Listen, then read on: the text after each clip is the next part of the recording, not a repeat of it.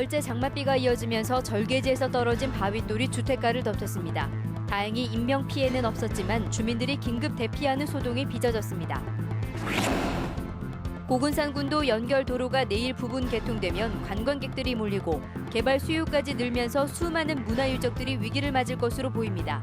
군산시가 뒤늦게 중요성을 인식했지만 발굴과 보전은 갈 길이 멉니다. 더민주 의원총회에서 의장 후보로 뽑히고도 본회의장에서 탈락한 이상현 의원이 더민주 도의원들이 야합 정치를 냈다며 중앙당에 징계를 요청했습니다. 익산 미륵사지 등 백제 유적이 세계유산에 등재된 지 1년이 지나면서 방문객들이 크게 늘었지만 백제 유적을 관리하고 정비하기 위한 사업들은 여전히 제자리 걸음입니다. 여러분 안녕하십니까? JTBC 8시 뉴스입니다. 이번 장맛비로 절개지에서 떨어진 바윗돌이 주택가를 덮쳤습니다. 다행히 인명피해는 없었지만 자칫 대형 참사로 이어질 뻔한 아찔한 사고였습니다. 김진영 기자입니다. 공장 지붕이 마치 폭격이라도 맞은 듯 폭삭 주저앉았습니다. 지붕 위에는 커다란 바윗돌이 그대로 남아 있습니다. 오늘 아침 7시쯤 전주시 진북동 어흥골 뒤편 야산 절개지에서 1톤가량의 바윗돌이 콩나물 공장 지붕을 덮쳤습니다. 팡 소리 나는데 난 저기서 넘어져 버렸단 게 그냥 뒤로 놀래갖고 팡 떨어져 버렸단 게 여기 입구에서 저기서 느닷없이 쳐버린 게 난 놀랬죠. 그건 난 들어갔으면 그냥 죽었어 나.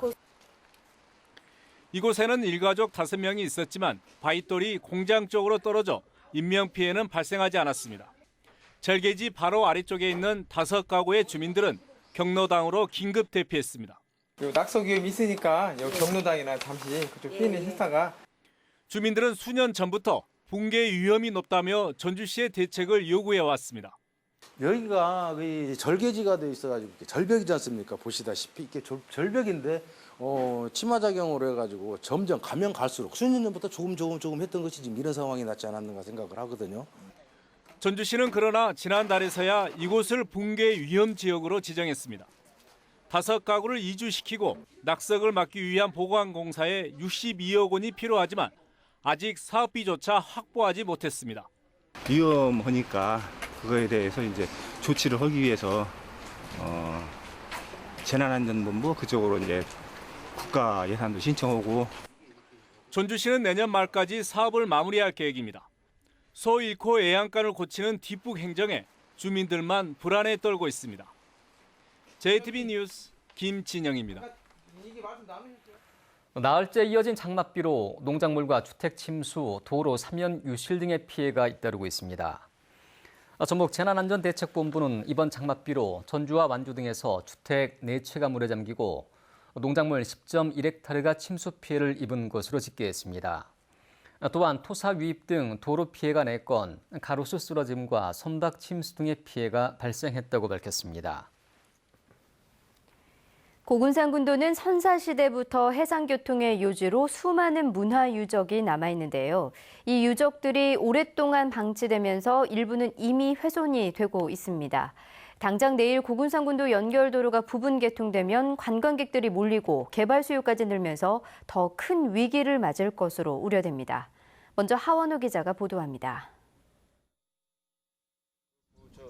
선유도 망주봉두에 자리를 잡은 전월마을. 한 주택의 뒷마당으로 들어가자 크고 작은 조개 껍데기가 수북하게 쌓여 있습니다. 역사 시간에 배웠던 조개무지 폐총입니다. 예, 거기는 그걸로 다 그래요. 아, 그 맛이 다 그래요? 예. 조개 껍데기가 그렇게 많아요? 예. 돌을 갈아 만든 마제석기도 적지 않습니다. 현재 국내에서 발견된 폐총 600여 개 가운데 3분의 1이 새만금과 고군산 군도에 있습니다. 그 고군산 군도에 있는 폐총 중에서 규모가 가장 큽니다. 그리고 그 안에서 지금 수습되는 유물이 신석기 시대부터 마한 백제까지 이어지는 유물이에요. 하지만 이곳은 사유지다 보니 발굴은커녕 손도 대지 못한 채 방치되고 있습니다. 선유도의 상징인 망주봉 주변은 그 자체가 문화유적입니다. 고려시대 송나라 사신이 남긴 책자를 통해 망주봉 남쪽 기슭에 왕의 별궁인 숭산행궁과 군산정, 동쪽에 자복사와 객관 같은 건물이 즐비했던 것으로 전해지고 있습니다. 망주봉 아래에서는 지금도 최상급 상감청자 조각이 널려 있어 당시 건물의 존재와 위상을 짐작해야 합니다. 당시에 선유도는 아마 국가 중앙에서 관리를 하던 어떻게 보면 이 해양 교통로상의 하나의 거점, 지금으로 얘기하면 국제 해양 도시 같은 그런 위상이 있었던 걸로. 몇 해 전 이곳에선 펜션을 지으려다 허가가 나지 않아 공사가 중단되기도 했습니다. 선유도 우체국 뒤편에는 조선시대 수군기지였던 고군산 진터가 있습니다. 전라 우수영을 대신해 서해 수군을 통솔했을 만큼 역사적으로 큰 의미가 있는 곳이지만 2010년 토지주가 밭을 일군다며 건물토와 기단부를 모두 중장비로 밀어버렸습니다. 그 양반이 거기다 반일을 해서 이것이 다 전체 그 집 땅이래요. 선사시대부터 조선시대에 이르기까지 선유도 자체가 박물관이나 다름이 없지만 역사적 가치와 선조들의 자취는 뿌옇게 먼지만 뒤집어 쓰고 있습니다. JTB 뉴스 하원호입니다. 선유도의 문화유적이 이렇게 위태로운 상황이지만 발굴과 보존까지는 갈 길이 멀기만 합니다. 군산시가 뒤늦게 중요성을 인식했지만 개발 기대감으로 땅값은 오를 대로 올랐고 상당수는 외지인들의 손에 넘어가 있기 때문입니다. 이어서 이승환 기자입니다. 군산대학교 박물관이 망주봉 아래 숭산 행궁터에서 시굴 조사를 한 것은 2013년. 지난해에는 동쪽의 객관터도 조사했습니다. 송나라 사신이 기록으로 남긴 건물들의 흔적이 일부 확인돼 본격적인 발굴 필요성이 더욱 높아졌습니다. 문제는 선유도만 해도 이미 40%에 가까운 땅이 외지인들의 손에 넘어가 있다는 겁니다. 보통 보면은 이제 바다에 접근한 거랄지 바다 경관이 보이는 쪽으로 어떤 미래에 대해서 그 건축이랄지 그걸 계획해서 투자하는 것 같습니다. 2006년부터 투기붐이 일면서 땅값도 급등해 3.3제곱미터에 3,400만 원을 넘어선 곳도 있습니다. 이번 달 신시도에서 문효도까지 다리로 연결되고 내년 말 선유도와 장자도까지 연결될 예정인 가운데 각종 개발 대기 수요도 적지 않습니다. 크게 민박업 이렇게 하시는 분들은 이제 건축비가 너무 많이 들어가니까 이제 도로 개통되기만 기다리고 있죠. 군산시는 그동안 전문가들의 의견을 첨부해서 문화재 유존 지역의 건축 허가를 억제해왔지만 재산권 행사를 제약하는 건 한계가 있습니다. 일단 한 필지라도 사서 전면 발굴을 하고 도 지정 기념물로 지정해서 반경 500m의 개발을 제한하는 방안이 추진되고 있지만 핵심인 망주봉 일대 7필지의 지주만 25명이나 됩니다. 25분 정도로 파악이 되고 있는데 23분 정도는 외지인이고 한 2분 정도만 현지인으로 파악되고 있습니다. 더욱이 문화재가 발굴되면 법적으로 개발 행위가 제한되는 상황에서 시세 차익을 기대하고 땅을 산 지주들이 땅을 선뜻 내놓을지도 의문입니다. 자치단체들이 너도 나도 개발에만 몰두한 사이에 뒷전에 밀려있던 선조들의 문화유적은 더욱 위태로운 상황을 맞고 있습니다. JTB 뉴스 이승환입니다. 고군산군도 연결 도로 가운데 1단계로 새만금에서 문효도 구간이 내일 부분 개통됩니다. 익산국토관리청은 지난 2009년 착공한 고군산군도 연결 도로를 내일 문효도까지 4.4km를 먼저 개통하고 문효도에서 선유도를 거쳐 장자도에 이르는 나머지 4.4km 구간도 내년 말까지 공사를 마칠 예정이라고 밝혔습니다. 신시도 등 4개의 섬을 6개 해상 교량으로 연결하는 이 도로가 개통되면 한 해 300만 명이 넘는 관광객이 고군산 군도를 찾을 것으로 예상됩니다. 새만금 시민생태조사단은 새만금 내부 준설이 생태계를 파괴하고 수질을 더 악화시킬 우려가 높다며 매립용지를 줄여야 한다고 주장했습니다. 이들은 새만금 내부 준설로 멸종 위기종인 저어새와 큰 기러기의 서식지가 파괴돼 개체수가 줄고 있고 준설 때 발생하는 부유물질로 용존 산소가 낮아져 수질이 악화될 것이라고 주장했습니다. 생태조사단은 70%까지 늘어난 도시용지 비율을 낮춰 매립을 최소화하고 강 하구의 본래 모습을 최대한 보존해야 갯벌 매립에 따른 부작용을 줄일 수 있다고 밝혔습니다. 친인척을 비서로 채용한 전북의 국회의원이 3명으로 늘었습니다.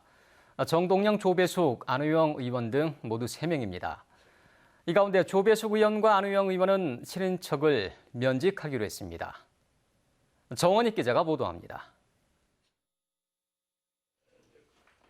국민의당 정동영 의원은 배우자의 칠촌 조카를 비서관으로 자신의 칠촌 조카를 7급 비서로 채용하고 있다고 밝혔습니다. 정 의원은 배우자의 칠촌 조카 비서관의 경우 민법상 친족 범위를 벗어나 큰 문제가 없다고 설명했습니다. 다만 운전을 겸임하고 있는 자신의 칠촌 조카는 독립운동가의 손자로 보훈처에 취업알선 대상자라며 국회에서 규정이 만들어지면 원칙대로 처리하겠지만 현재는 면직할 계획이 없다고 말했습니다. 그러니까 규정이 만들어지면 거기에 대해서 저희가 판단을 하겠다라고 하는 거죠. 예. 국민의당 조배숙 의원은 오촌 조카 비서관을 의원 면직시키기로 했습니다. 조 의원은 익산의 지역구를 관리하는 오촌 조카 비서관이 유능해 13년을 같이 일했지만 사회적인 분위기를 고려해 면직 처리할 예정이라고 밝혔습니다. 지난주에는 더불어민주당 안호영 의원이 육촌 동생 비서관을 의원 면직했습니다. 안 의원은 육촌 동생이 17대 국회부터 다른 의원의 보좌진으로 활동해 능력을 인정받고 있지만 친인척 채용 논란을 감안해 육촌 동생을 의원 면직시켰다고 밝혔습니다. 3명의 의원들은 친인척 비서관의 능력을 높이 평가해 고용했다고 해명했지만 최근 거세진 친인척 논란 앞에 결국 의원 면직의 길을 선택하기로 했습니다. JTB 뉴스 정원익입니다. 더불어민주당 의원총회에서 의장 후보로 뽑혔지만 본회의에서 탈락한 이상현 의원이 중앙당에 징계를 요청했습니다. 더불어민주당 도의원들이 야합 정치를 했다는 주장인데요. 하지만 의장에 뽑힌 황현 의원은 사실무근이라며 반발해 내부 갈등이 갈수록 커지고 있습니다. 김철 기자가 보도합니다. 더민주는 지난달 21일 의원총회를 열고 당내 도의회 의장 후보로 17표를 얻은 이상현 의원을 선정했습니다. 하지만 일주일 뒤에 열린 본회의장에서 황현 의원이 25표를 얻어 12표에 그친 이상현 의원을 제치고 후반기 의장이 됐습니다.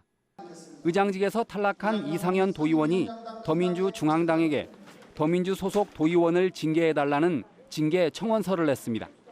일부 의원들이 국민의당과 사전에 짜고 의장을 바꿨다는 겁니다. 의장 선거를 둘러싸고 국민의당하고 야합하고 그리고 당론을 어기면서까지 선동한 의원에게 대해서는 중앙당의 차원에서 충분한 처벌이 가해져야 한다고 생각합니다. 황현 도의회 의장은 곧바로 반발했습니다. 자신은 야합이나 패거리 정치를 한 적이 없다고 맞섰습니다.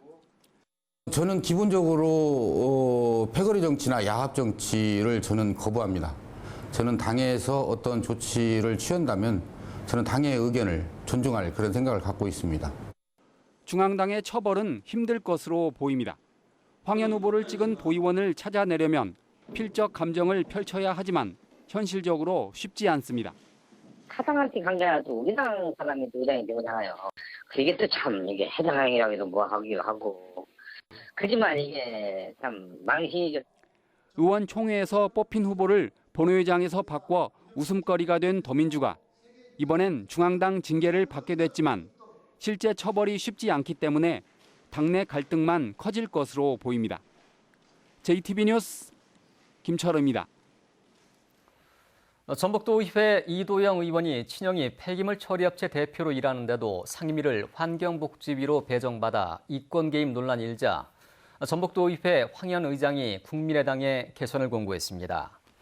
황현 의장은 도의회 환경복지위원회의 일부 업무가 폐기물 처리업체와 관련이 있기 때문에 이도영 의원의 환경복지위원회 배치가 적절치 않은 것으로 판단된다며 교섭단체인 국민의당에게 이 의원의 상임위 교체를 권고했다고 밝혔습니다.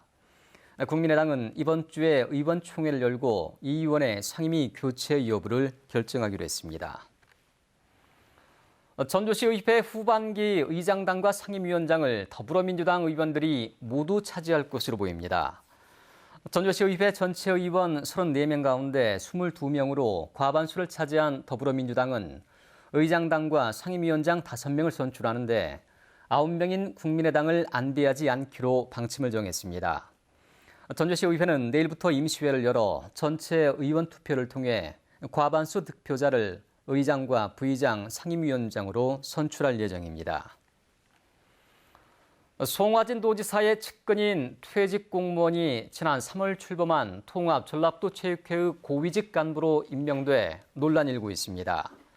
새로 만든 부서인 경영기획실장으로 임명된 이 간부는 전주시 덕진구청장 출신으로 퇴직 후 송화진 도지사의 선거를 도왔던 것으로 알려지고 있습니다. 전라도체육회는 공개 모집을 통해 행정 경험이 풍부한 인사를 경영기획실장으로 임명했다고 밝혔습니다. 익산 미륵사지와 왕궁리 유적 등 100제 유적이 세계유산에 등재된 지 꼭 1년이 지났습니다. 그동안 국내외 방문객이 크게 늘어나는 등 등재 효과가 나타났는데요.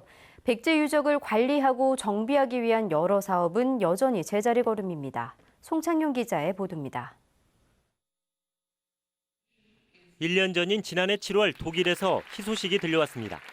익산 미륵사지와 왕궁리 유적 등 익산과 공주, 부여의 100제 역사 유적 지구가 유네스코 세계유산으로 등재된 것입니다. 세계유산으로 등재된 뒤 미륵사지와 왕궁리 유적은 국내 역사와 문화를 대표하는 관광 명소가 됐습니다. 지난 1년 동안의 방문객은 42만 2,800명으로 등재 전 33만 6천 명보다 25.7%나 늘었습니다. 세계유산 등재 1주년을 기념하는 국제학술대회에서는 이제 100제 유적을 최적의 상태로 보존, 관리하면서 보다 많은 관람객이 찾도록 관광과 활용 인프라를 갖춰야 한다는 지적이 이어졌습니다.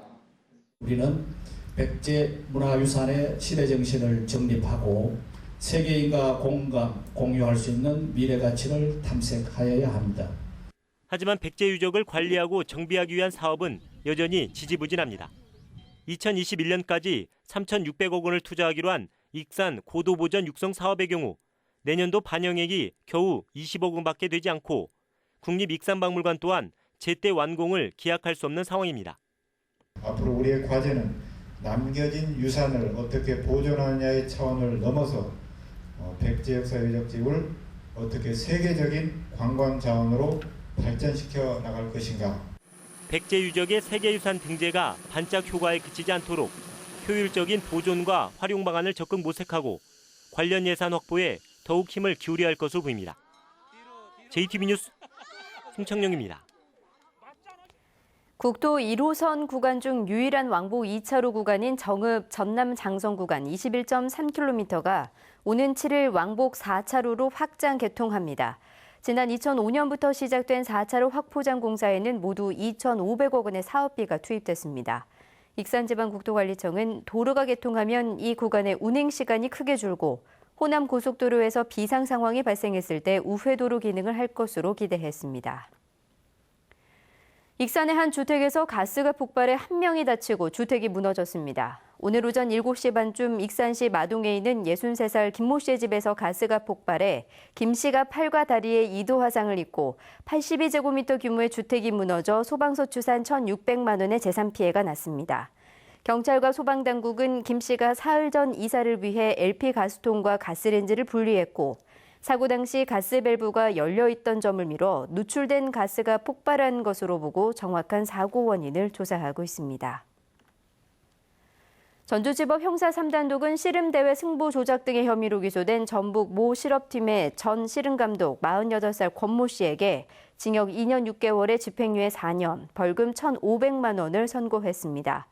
권 씨는 지난 2012년 군산에서 열린 전국 설날 장사씨름대회 금강급에서 자신의 팀 선수를 우승시키기 위해 8강전과 결승전 상대에게 져주는 대가로 돈을 건네고 입단과 재계약 대가로 선수 3명에게 600만 원을 받은 혐의로 기소됐습니다.